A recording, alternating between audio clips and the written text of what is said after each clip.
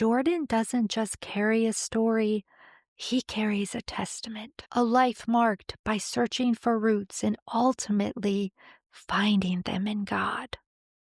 Since childhood, Jordan has known what it means to adapt. With a father in the military, constant moves meant constant change. While he searched for a place to call home, his heart longed for something deeper, a relationship with his dad, a place to plant roots, to learn, to love, and to grow together. Though his dad was present, he was absent in the ways Jordan needed most. Each year, Jordan would blow out his birthday candles with the same quiet wish to see his dad in the stands cheering at his game, or simply to have a game of catch in the backyard. By middle school, his parents had separated and eventually divorced. As a teenager, Jordan found himself in Florida living with his mom and sister. And while life kept shifting, his mom and sister remained his constants, the ones who steadied him and reminded him that love was still real. Once again, with this move, he hoped maybe this would be it. Maybe this year, when he closed his eyes over his candles, he would finally find the Father's love he was searching for. And God, in His timing, answered. That move to Melbourne, Florida led Jordan to a youth group where his faith was ignited. There he discovered not just community, but the steady, unshakable love of God. He finally found home, not in a house, but in a Savior. As Jordan shares his testament through homelessness, military service, and battling an undiagnosed illness, you'll hear how surrender turned his pain into strength and his wandering into worship. His faith will move you. It brought tears to my eyes, and it will to yours. Jordan, you are an inspiration. You remind us that even in our hardest, loneliest paths, God's light never fails to break through the darkness. Jordan, thank you for being my guest today. I am so glad we connected. Welcome to the I Need Blue podcast. Thank you for having me. Absolutely. It's always interesting how I am connected to people. And it actually started with me being connected to your mom first. And she said to me, my son, he has a journey, he has a story. And I said, well, let's connect. And you and I had an amazing conversation. And I am so thankful. Your story, your message is very it's beautiful, it's positive. You've gone through adversity and here you are talking with me today. So I'm very excited and I'm grateful that you are here. I am too. I'm very excited as well. Yes, and I don't want to forget, thank you for your service. Oh, no problem, not at all. All right. So in general, Gen fashion, I tend to start things in chronological order. So if we can go ahead and kind of dig into your childhood and what that looked like for you. Yes, absolutely. I was born in Auburn, Alabama. Well, for my mom, she was in college at the time. And when I was about 2 weeks old, I left Alabama and we ended up in Wisconsin. That's where all my family is from. My grandparents, my aunts and uncles, and my mom, my sister, my biological father were all born in the same hospital in the same small town in Wisconsin. So Wow. that's where I started my life, just growing up there.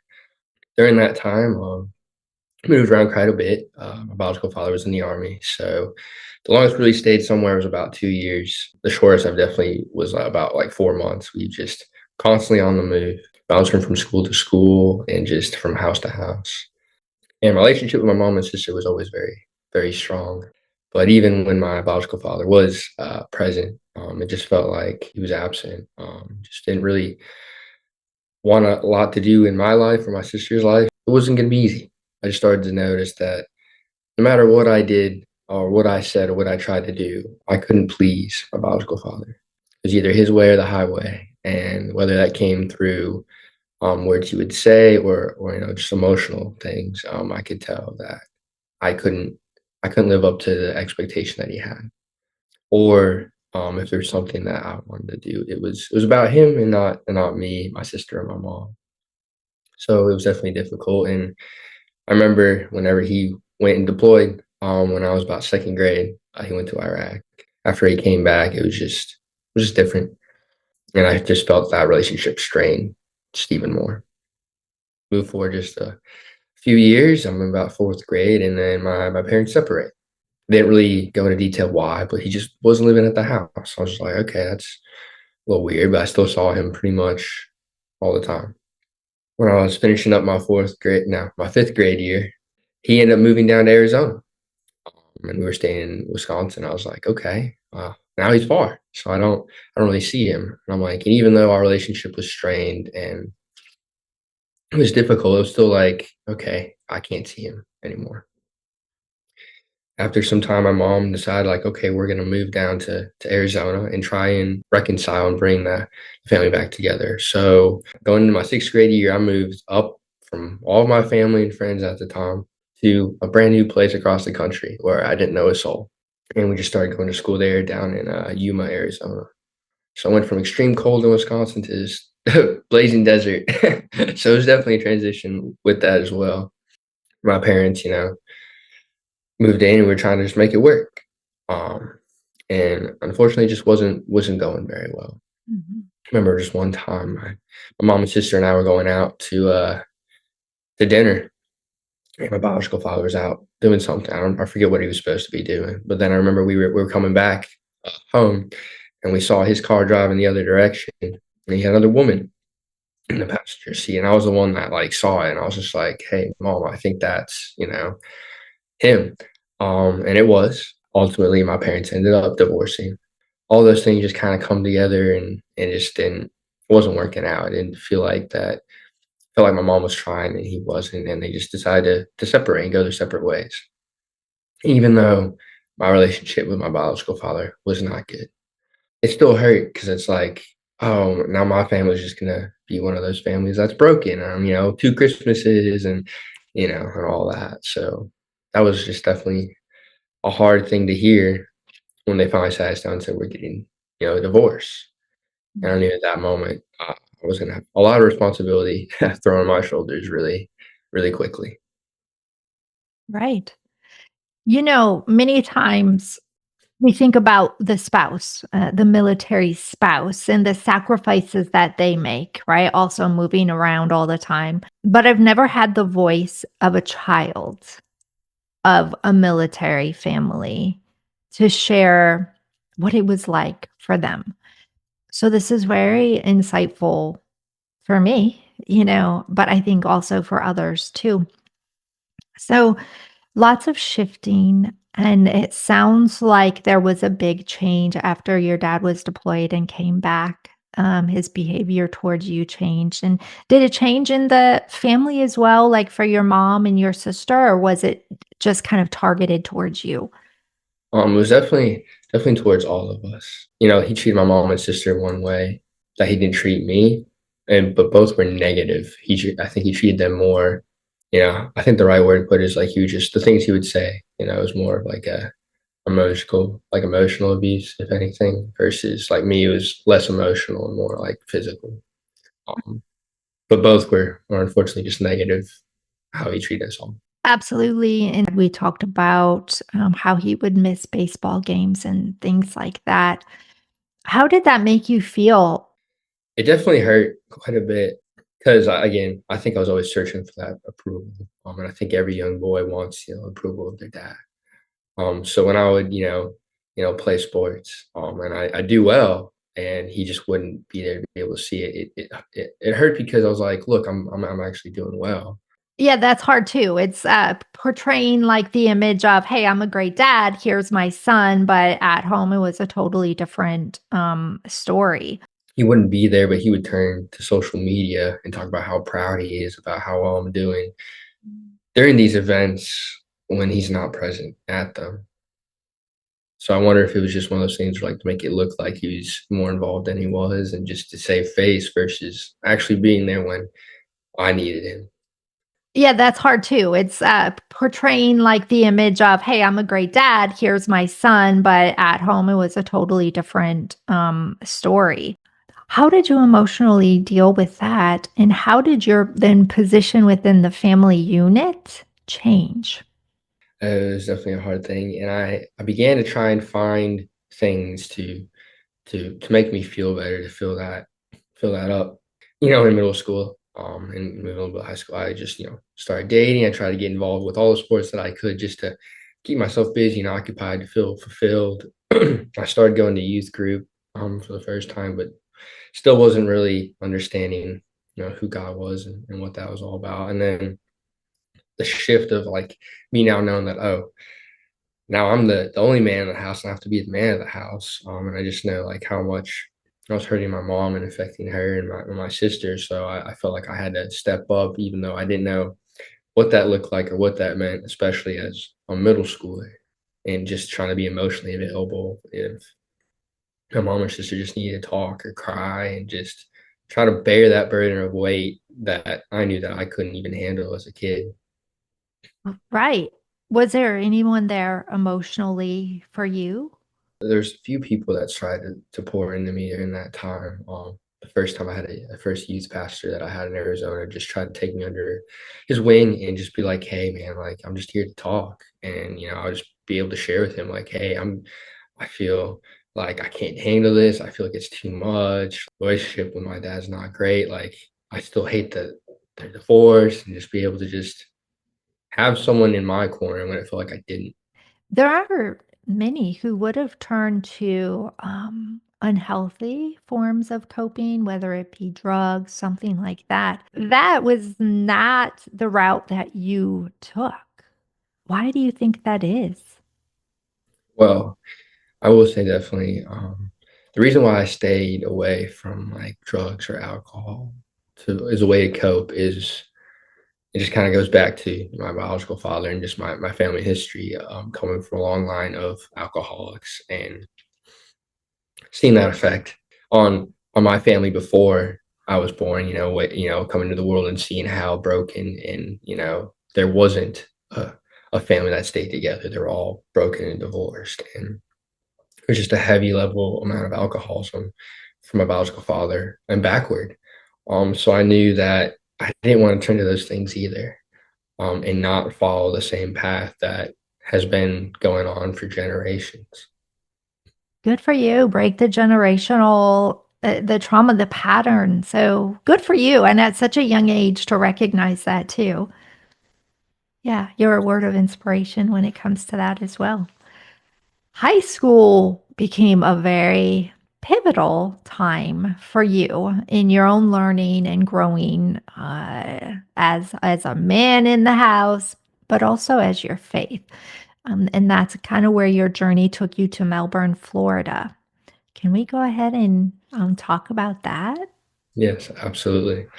So that's where the freshman year of high school, I started to kind of get connected. I went to school with some of these kids in middle school, and I was transitioning to high school. So I was bringing some of those relationships along with me.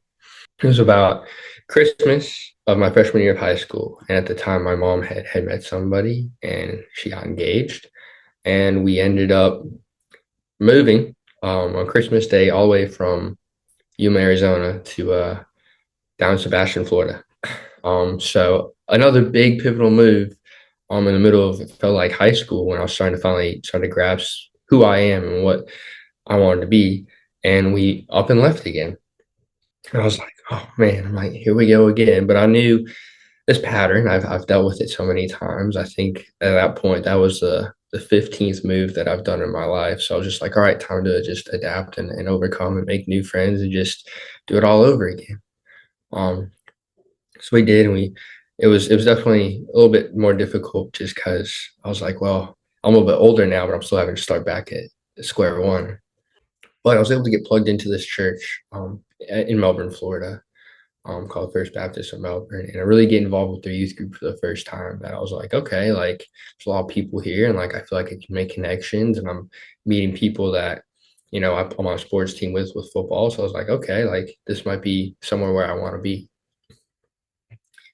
Fast forward a little bit to the end of my freshman year of high school, I decided to go on a missions trip with the youth group for that summer, and we just went out basically into the boonies up in North Carolina, and it helped out a lot of people out there who didn't really have access, like they were in wheelchairs and stuff, and helped build ramps in their houses where there's just no one out there to go and help them.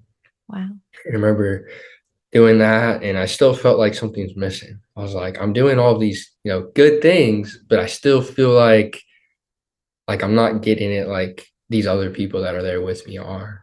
I remember the speaker at the mission trip was just kind of talking about, Jesus. And I was like, okay, I've grown up hearing Jesus my whole life. And like, if you were to ask me, like, oh, yeah, I believe in him. But my life, if you looked at it back home or in school, you couldn't even tell the difference. I was just acting like everybody else, saying the same things, doing the same stuff. And that trip, I was like, I realized I really need to make this faith my own. For so long, it was my mom's faith and not mine.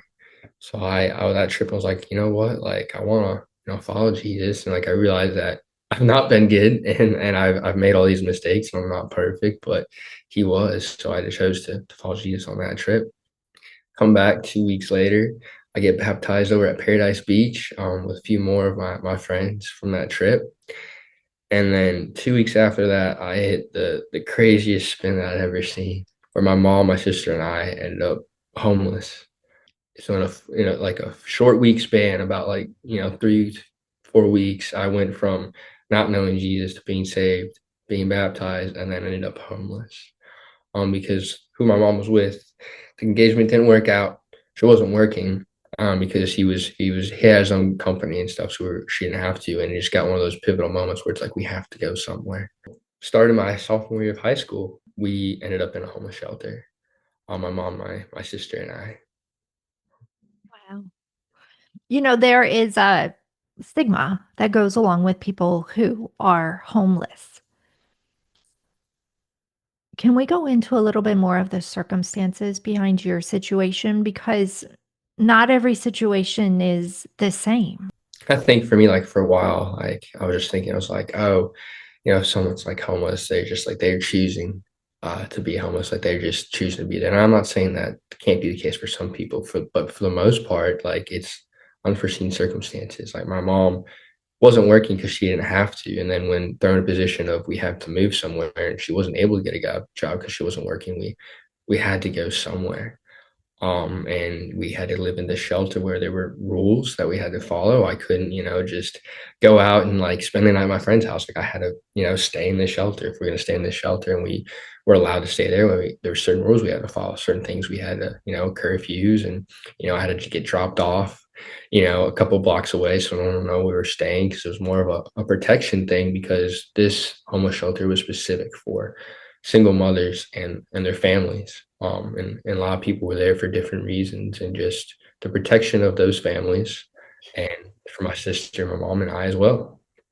Um, it was definitely hard because my mom had to continue to just try to find work, and in order for us to stay there, we couldn't just stay there and do nothing. Like the process of the one we were specifically at was to eventually allow us to go back up on our feet.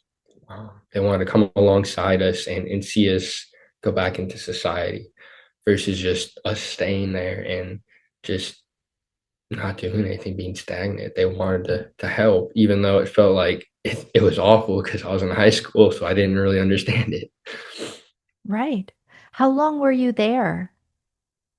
So we were there, I would say about 10 months. So pretty much like I was just finishing up my sophomore year of high school when we were transitioning out. So I just pretty much spent that entire year of my sophomore year of high school in that homeless shelter. And I definitely felt like people were wanting to come along and help. And I was just like, no, I don't want handouts. Like, we got this, we're good. But that wasn't like what they were doing. They weren't doing it because they felt bad. They just wanted to help. And it took me those couple of months to truly understand that like they weren't just feeling pity for us, but they really just wanted to help us. And I just thought like, oh no, we don't need it. We're fine.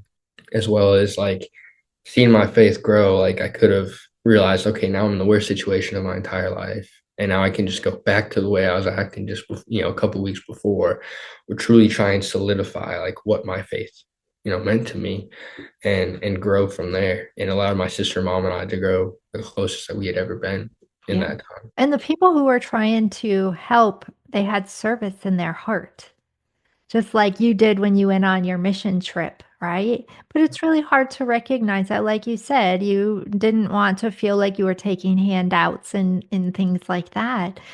What is the biggest life lesson that you took away from those 10 months? Even in those hardest and darkest circumstances where it feel like there's no end in sight and you're hopeless and it's just awful. You really aren't ever alone. Even if you think you are, there's people just trying to even do stuff behind the scenes that I didn't even know about at the time, just trying to be there for my mom, my sister, and I even had coaches of mine, I'd come back years later and tell them, thank you just for helping me during that time. And there's like of course, like at first, like we didn't even know you were going through that. But like people in your community, from teachers to people in the church and coworkers, like they're all wanting to come alongside and just help. You don't have to truly be alone. I feel like sometimes we think that no one understands what we're going through or no one's truly there to help, but there really is. And I had to wrap my head around that as a teenage boy. So that was definitely took some time. Yeah, that's the love of a community. So I think that's just a perfect example of how we can come together. And like you said, a lot of things go on behind the scenes that we're not even aware of. And sometimes when we feel alone, like phew, God is still in the background working on things, helping you out. Absolutely. So now you are getting ready to go into 11th grade. What did that look like? So we're just finishing up at that homeless shelter, and my mom was able to finally find a job, and we were able to move out. And instead of we had rented my entire life, just houses, places. It was never something we ever owned. My mom was able to just get back on her feet, and we were able to. She was able to buy a house for the first time. So when we moved in, it was ours. Where we didn't have to like find somebody to pay the rent to. Like my mom owned that house. So I felt like really for the first time, like, okay, we're actually setting down roots. Like we're gonna be able to live somewhere, and I'm gonna be able to finish out the rest of my, high school, time at the school that I'm currently going to. I'm not gonna have to like get up, go somewhere else again. So I was able to really just solidify myself. And like, okay, this is where I'm gonna be. Like I can truly just finish and grow here. Because at that point I had been to it would have been my third high school, and I've been to like I think five elementary schools. I went to at least one middle school, but it's just like I was always transitioning school, so I felt like I'm hoping this time I can stay with the friends and the connections that I had made. Wow. So 11th grade, you're finally starting to feel like you have some roots and a little security, I suppose, right? And you're also able to witness your mom move forward on her journey and have this job and be a homeowner. So let's talk about now you go into 12th grade. What did that look like? I was really leaning on my faith and growing that, and I had a lot of help from the youth pastor that I had here at First Baptist of Melbourne. I remember going to my senior year. They're like, "Hey, so we have this thing on campus called FCA, which stands for Fellowship of Christian Athletes." And they're like, it's student led. So they're like, we want you to run it your senior year. And I'm like, huh? Like, you want me to run this thing? I'm like, I don't know what that means, what that looks like. Because basically it was these times we meet during school, either during our lunchtime or before school. We meet usually in a classroom and come together and have someone do like a quick devotional or Bible study, and we get to pray and do that as classmates just on school. So my senior year, I was thrust in the role of like, okay, you're leading this. I was like, all right, so like let's see how this goes. I was able to truly like bring a lot of people in and not just be like, okay, this is how it's gonna go. This is what I want to do, and that's it. It was able to just collectively bring so many people in, share their ideas, and watch this thing blossom. We went from end of my junior year, about 20, 30 people like meeting in a small classroom to my senior year, we were having, 150 kids in the gymnasium every week. Wow. Just be able to see the growth of that in such a short time, just really seeing God move. And as like the president of it, like I had opportunities to speak in front of these classmates, and I was scared and nervous because it's like I know these guys, I go to class with them, but like I don't know them at the level that I would even be like comfortable enough to share in front of them. But having those opportunities definitely grew my confidence, my faith, and my ability to just be open and honest with it with my classmates, people that I see every day going to school with. So that was really my first interaction with what FCA was and what that, all entailed and how it can affect me personally in my life, but also affect the community of all the students and the teachers on campus. So that was just an amazing experience to just be a part of my last year of high school. Yeah. And you graduated during COVID, if I remember you. Hmm. Yeah, yep. I graduated in 2020. I went off to spring break that I never came back from. And it was definitely an interesting experience because everything shut down. We were just isolated. And it's like I had these last few things that I wanted to hit. I was going my senior season of track and, prom and graduating. I had all these big things coming up that I wanted and was looking forward to that I ended up just not getting. It was super just sad and frustrating because it's like I'm getting to my culmination of all of this school that I've been doing, and I can't even go and walk and get my diploma. Right. Obviously you are not alone in that. Can you take me into the emotions behind the high schooler who, like you said, cannot do the graduation, not do the prom? Like, what was that like? It was definitely devastating because it was something that I worked so hard for to finally get to this point, and I wanted to be able to have my family, like my mom, my sister, and whatnot, like in the stands, celebrating, you know, that accomplishment and be able to, finish those last few things of like just being a kid. Because once I graduated high school, real life hits you really fast. So I just wanted to savor those last few months of just being a kid one last time. And it kind of cut off short. So I was definitely frustrated. I was like, okay, well, I can't do those things. What's gonna happen now? Did you see your dad in high school at all? Um, I saw my dad one time when I was in high school, and it was beginning of my sophomore year, and it was when my grandpa, his dad, had passed away. So in those 3 years after I'd moved away, I had seen him just once. He wasn't planning on coming to the graduation or doing anything like that. And our relationship at that point was very, very strained, very far and few in between.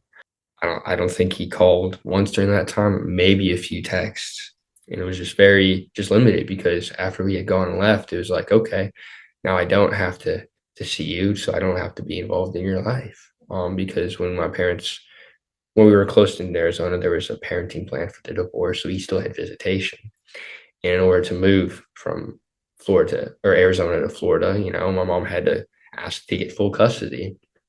And I remember my mom told me this, and this just crushed me that like he was like, okay, you can have full custody. I'll let you go move across the country. He's like, if I pay less child support. And my mom was like, well, if that's what it is what it is. And it's just like in my mind, I was like, you would give up seeing us to pay less money. And I was like, at that point, I was just like, I don't even know if he's gonna be in my life again. Wow, that's hard to process.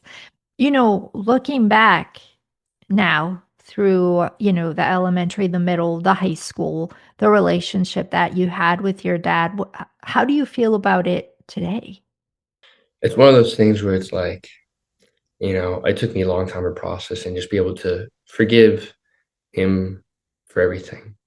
Just what he did to my mom and, and just, how he treated her and my sister and I. I had to process that, and it took a while to be able to heal, but I knew I couldn't truly heal unless I forgave him.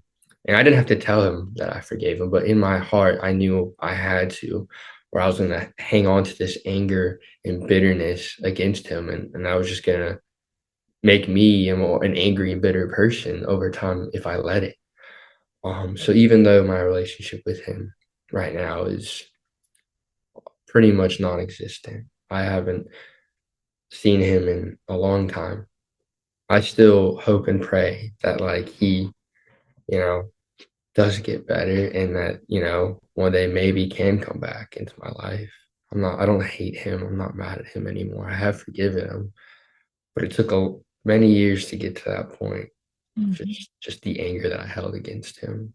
And it's one of those things where it's like, you know, I'm not any more, more perfect than he is, right? And if I've been forgiven for everything that I've done, I need to be able to forgive him too. Yeah. Gosh, see that message. Whoo. I'm wearing glasses, so you, you can't see the tears. But yeah, that is beautiful, and that is a journey. Forgiveness, that's almost like an art in itself, you know? You started to serve God in high school. You started to serve your community. You started to serve your high school, and then eventually you served your country. What was that like? And again, thank you for your service. Oh, absolutely. So going into my senior year, it was one of those things where it's like I knew I wanted to join the military ever since I was like 5 or 6 years old. It's just a tradition that's been in my family for a long time, on both sides, my mom's and my dad's side, just people serving in the military. So I knew it's something that I wanted to do. I loved my country. I wanted to, do my service for it. It was one of those things I was looking at all the branches and seeing which one. This time, my mom had met my stepdad. They had gotten married, and he was in the Marine Corps.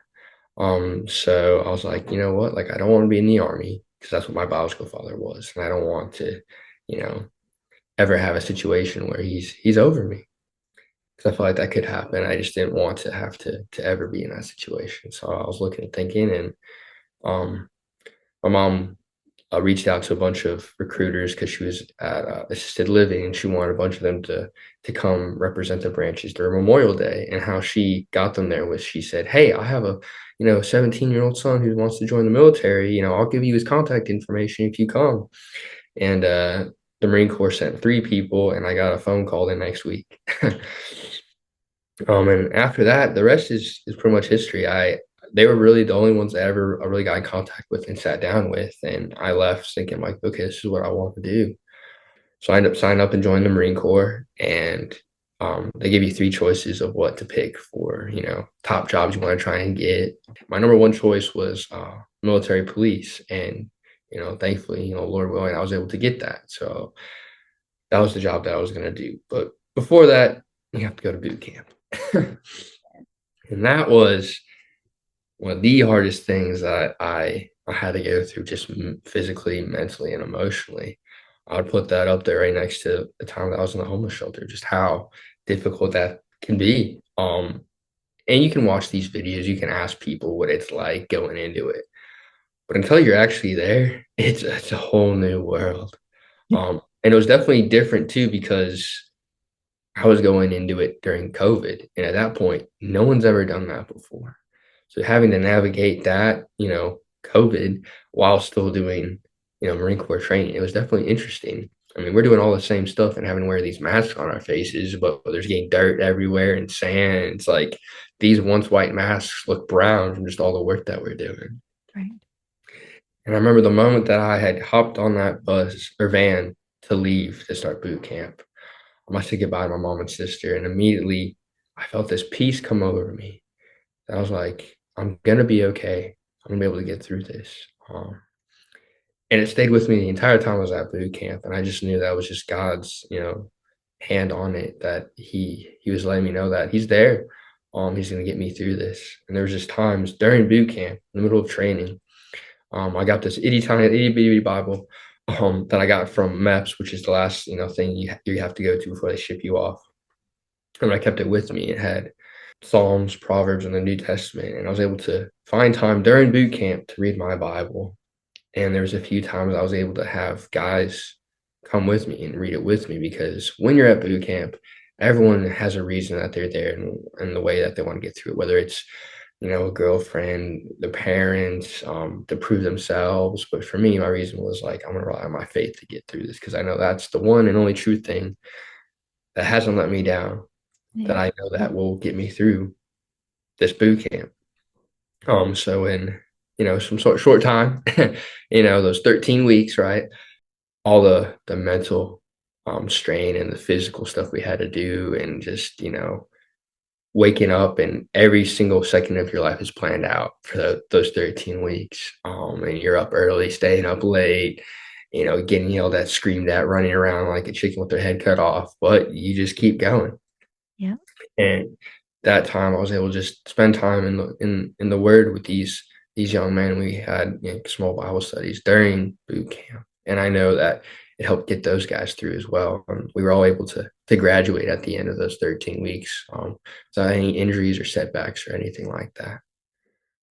Wow. So you are like a disciple, just, sharing the word everywhere that you go. That is so beautiful. Thank you for helping your fellow Marines. And I know God was just shining down on you like he always does. So that's amazing. And how long were you in the Marines?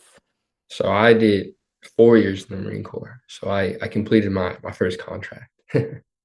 Awesome. And we know currently you have a mystery illness that kind of ties back to the military and that journey you're going through that you're still going through trying to find answers. You want to touch base on that real quick? Absolutely. So like I said, I was in the Marine Corps, finished boot camp, went off to basically the equivalent of the police academy, and became a military police officer. And immediately right after that, they sent me overseas. So I was in South Korea for a whole year. I wasn't so much of a police officer as I was security, because I was in a foreign country on a small base. But I still had a badge, and I was still, the security for that base over there, because we're very close to some people that don't like us. So there's definitely some tension here and there, especially during the time I was there.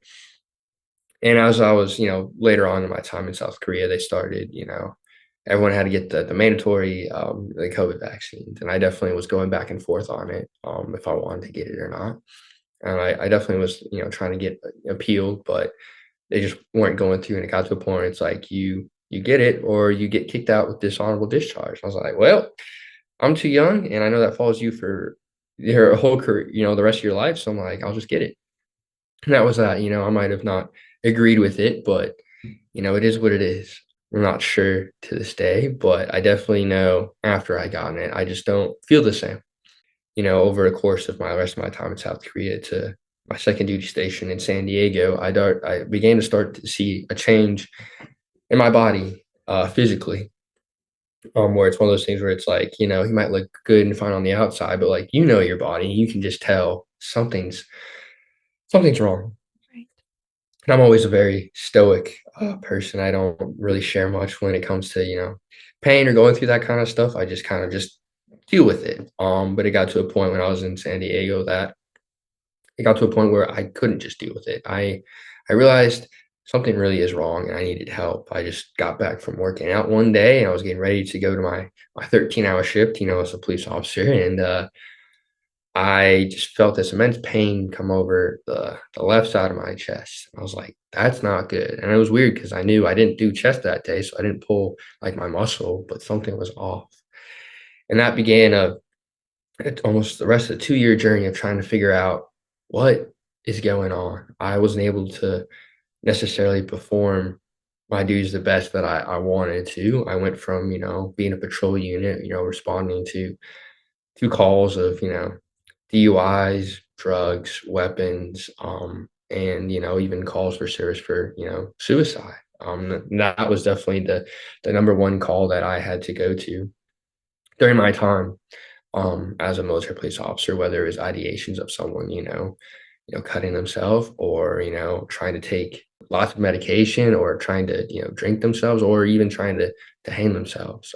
Luckily, every time that I was able to go, no one actually went all the way through, but there were definitely some times they were close. And, thankfully everyone that I responded to did make it. But I know sometimes that's not always the case, but it was still hard seeing that. And that was the way people were trying to cope with things that they were going through in the Marine Corps. And I just felt like sometimes, you always have to just be the best of your abilities. You have to be able to always be capable of going just war in a moment's notice. And there's always these deadlines for who knows what. And I felt like sometimes, in the Marine Corps, the mental aspect of things isn't always um, prefaced and like, made important as the rest of the things are. So I feel like sometimes people just feel like there's no way out. Right, and I think I had, actually asked the question before when we were originally talking about what type of mental support is available for our military men and women who think that taking their life is the only way out. They do have mental health professionals and counselors and like that on bases. But I feel like sometimes it's looked down upon if you go try and get that help. I remember for me, like when I was going through my medical stuff, the people that were higher above in charge of me for a long time thought I was just faking it, because they couldn't see like physical symptoms. So they thought I was just trying to get out of work, even though I was working my night shift, 13 hours, 5 days a week. I was like, I'm still coming to work. Like, I'm not trying to get out of work. Right. Something's wrong with me. And that definitely took a toll because it seemed like my higher ups, my chain command, weren't believing that something was wrong with me, and they were kind of just dismissing it. And I was like, if you knew me, like that's not true. Like there's something wrong with me. Like I'm not just malingering is what they call it in the military, where you're just faking an injury to just try and get out or get out of work and just coast your way through. Um, so the mental aspect is hard. Um, Regardless, I mean, even if you don't have that, like you're being away from friends and family for, years on end, and you're put in stressful and tough jobs. The military is not an easy place, and it's definitely a place where it's a culture of, suck it up, deal with it, push forward. If you can't do your job, you're not helpful, you're useless to me. And also coming from a faith aspect, this is like I'm now in the minority of what I believe, and I used to be around people who believed what I believed in. And now it's like I felt like at one point in time when I was on base at one of them, like I was the only believer that I knew. So that was hard too, because like just the culture of like what everyone talks about, what everyone's about. It's drinking or how many people you can sleep with, or try and just climb the ladder of promotions to get to the top as fast and quickly as possible. It's all these things about just you, and not about you know everybody else. It's all about it's kind of selfish, and it just felt like I tried to be that light, but sometimes I felt myself like everybody else. So it's definitely difficult. Right, and that's a side of things that, we're not aware of, right? We're not aware of, so thank you so much for sharing that. And it was really sad to hear that it was a dishonorable discharge. If you decided you didn't wanna get the COVID shot, that's just unjust, and that hurts my heart as well to hear that. Would you, go back into the military again, and how are you feeling today?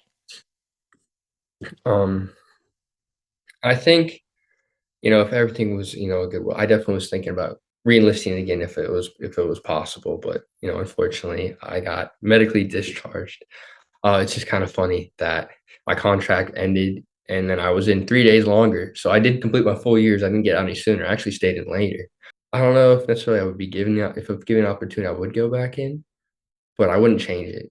I would go back and do that all over again, even though there's some ebbs and flows and there's some difficulties. And it was hard. I wouldn't change it for the world. I would still gladly serve my country and go through all of that again if I had to. And where I'm at now medically, still a mystery. I'm still going to doctors all over from big, research hospitals like the Mayo Clinic, to trying to go like more of a holistic route and try different things just to see what's going on. And it felt like I'm getting run around in circles. And every doctor's like, you are too young to be dealing with the issues that you are having, but we can't figure out why you're having these problems. They can't pinpoint it.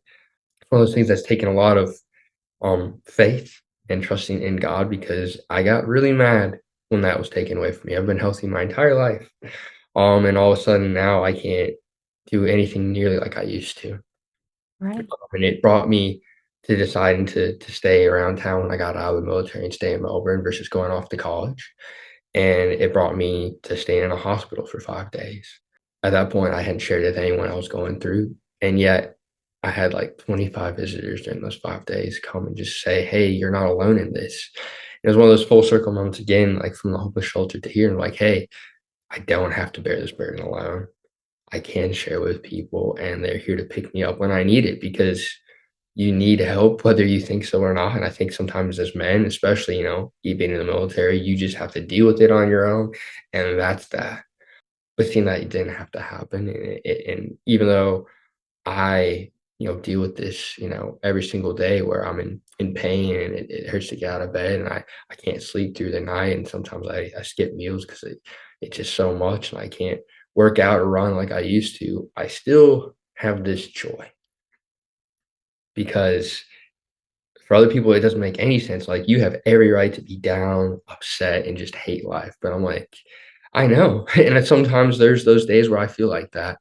But overall, I'm like, I know I have this joy because I feel like I know it's gonna be okay even if I don't get an answer here on earth, like, God's still got me, I'm still here for a reason, for a purpose, Yeah. and I'm still figuring out what that reason and purpose is, and, one of them is being able to share this story with people that, "Hey, I don't know what's going on, I feel like everything's just coming at me, but I have joy through it all." Yeah. And that God will heal me either here on earth or one day later on. Um, that it's gonna be okay and that I'm not alone in this and that I can share that with others who are going through similar circumstances. Yeah. Now you've had another full circle moment in regards to sharing your message, your testament with schools, Mhm. churches. Let's talk about that because it's amazing and definitely, sometimes God leaves us with, "Well, I don't know the answer to this," but then other times he puts us in positions where here's an answer, like this is part of your purpose, what you are doing now. So, share that. Absolutely. When I got out of the Marines, I was trying to figure out what's next, right? Could I have gone and been a cop? Sure, but I knew physically I couldn't work anymore. It's like, okay, at least I'll go to school online. But when that's done, like, what am I gonna do? I was like, I gotta do something for work, right? I don't want to just sit around doing nothing. And I started doing some, part-time work here and there.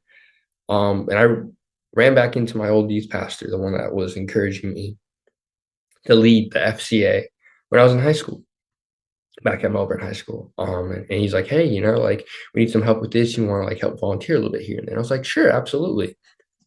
Didn't think anything of it. So I was just, helping coach some like league, sports like flag football, soccer, and basketball with like, 3 to 4 year olds, be able to like coach a practice, do a little devotion with them, and play a game.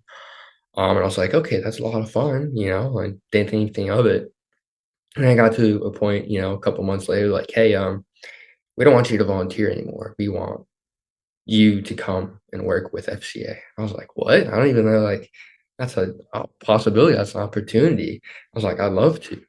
So the best way to explain it is basically I'm a missionary for the schools here in Brevard County. So I go into the middle schools, the high schools, and like Eastern Florida and FIT, and I'm able to just meet with students and share, not only like my story, but also the gospel message on these campuses, and it's never mandatory. These kids are allowed to show up, on their own free will. So we're not forcing anyone to be there. But like the amount of growth that I've seen out of this and like example, just like last week, I was out of school at Mile High, my old stomping grounds, right? And I was able to meet with one of my old coaches from football because they're still coaching. And I had, two students come up to me and ask if they could speak to their fellow classmates and their fellow football team players. That day, this was last week, Friday, like, 9 of their teammates came to know the Lord. And if they wanted to, and all of them did, like all 40 of those varsity players, I was able to give them a Bible. Um, and, they have this whole new rule in school that you can't be on your phone at all, no matter what. And it's like, well, they can read now if they want to. And I'm able to come alongside these schools and partner with them and just reach into the community because people are hurting, people are confused, especially in this generation. There's a lot of stuff just coming at them, and there needs to be a constant. People are like, oh, I don't know what truth is. And I'm like, well, you know, there's all these things that tell you, like, you could go to social media, or you hear these influencers try to tell you what truth really is. But I can tell you a truth that standed the test of time and won't fail. Um, and I can go in these schools and be able to share that with these students, as part of my job, and just be a missionary back into the same community that was pouring into me when I was a high schooler. And now I'm able to come full circle and pour and lead these students to do the exact same thing. I love that. In closing, can you share with the audience one of your favorite gospel messages? So for me, my life verse, and this is taking, a lot for me over the years, what, yeah, I feel like it's been mine. And it's in the book of Proverbs. It's Proverbs chapter 3, verses 5 and 6. And it says, trust in the Lord with all of your heart and lean not on your own understanding. In all ways to submit to him, and he will make your path straight. So for me, it's like, I have to be able to trust in the Lord, not with just parts of my life, but with all of it, because I don't understand everything. And if I try to make these decisions on my own, like, usually it doesn't go so well. So I have to rely on, the Lord and his understanding. And if I just am able to submit my life to him, he's going to make my life, my path straight. And seeing that now, like, all these things had to happen to bring me where I am today. If I wasn't medically, dealing with the stuff that I am now, I don't know if I'd be doing this missionary work in these schools. Yet God's still able to use that to bring me to people that need to hear the truth. And he's been giving me the opportunity and the position to be able to speak. Mhm. And, going back to being in a homeless shelter, I don't know if I would have been going to Mill High if that happened. And now I'm at that same school where I graduated from, seeing teachers that used to teach me. And I had a teacher come up to me saying, like, when you were doing that, it encouraged me back in high school. And like, so much, like, I want to share with you, like, this past year that I got saved, like the fact that you're back on this campus, like, is huge because people need that. So I'm able to submit everything in my life to God, and I know he's going to direct my path. I might not always understand it. I might not see where it all connects, but like, looking back, like, how everything happened to where I am now, like, I wouldn't have changed any of it, even the hard things, because of where it's brought me, and the man that it's led me to become. Mhm. Jordan, thank you for being my guest today on the I Need Blue podcast. Thank you so much for having me. It's been amazing. Absolutely. And this is Jen Lee, host of the I Need Blue podcast. If you want to learn anything and everything about I Need Blue, visit my website, ineedblue.net. And remember, you are stronger than you think. Until next time.